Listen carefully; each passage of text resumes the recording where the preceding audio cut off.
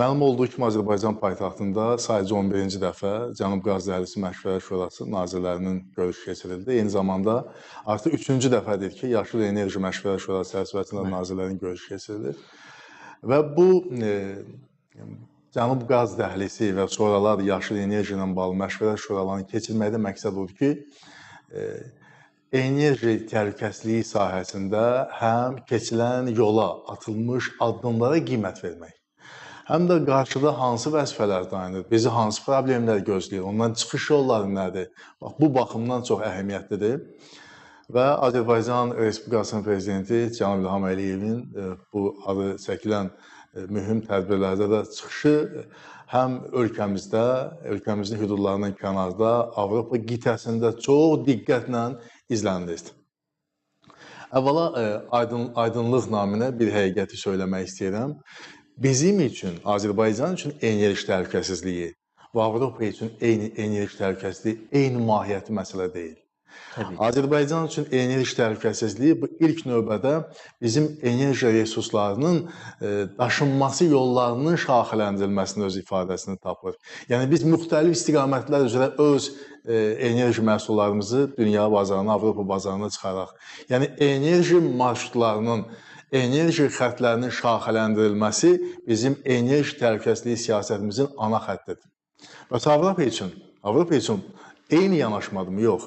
Avropa üçün isə əsas məsələ enerji mənbələrinin şaxələndirilməsidir. Bir mənbədən, Rusiya mənbəsindən asılı olmasınlar, onu şaxələndirsinlər, onların sayı çox olsun. Bax, bu məntiqlə yanaşanda Avropanın enerji təhlükəsizliyi üçün Azərbaycan bu günlər unikal bir tərəfdaşlardan biridir. Pan-Avropa tərəfdaşıdır. Və bu günləri bizim təxminən 2022-ci il iyul ayının 18-dən başlayaraq bir strateji tərəfdaşlıq memorandumunu imzalamışıq Avropa İttifaqının rəhbərliyi ilə Azərbaycan rəhbərliyi səviyyəsində.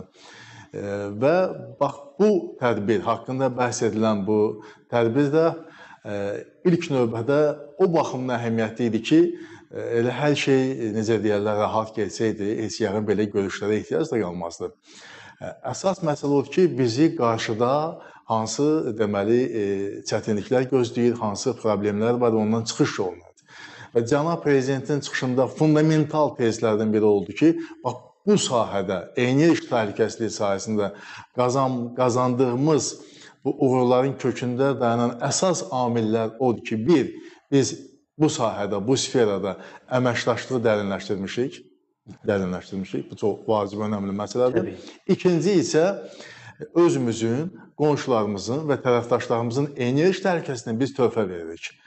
Biz özünə qapanıb ancaq öz enerji təhlükəsizliyini düşünsən, bu halda uğur qazanmayacaqsan. Bu bir zəncirvari bir prosesdir və fikir verirsiniz, Cənab Prezidentin sözlərinə deyir, özümüzün, qonşularımızın və tərəfdaşlarımızın, yəni biraz da açıq desək, biz istehsalçı ölkəyik, düzdür, biz tədarükçük. Bizim var tranzit ölkələr, olan ərazisindən keçir onların və eyni zamanda istehlakçılar var, alanlar var. Bax, onların təhlükəsizliyi.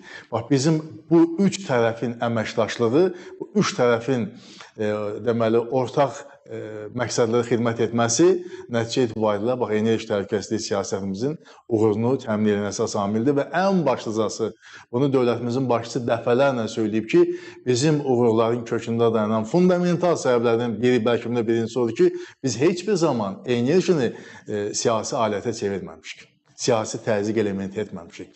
Biz ona əməkdaşlıq bir platformacı kimi yanaşmışıq.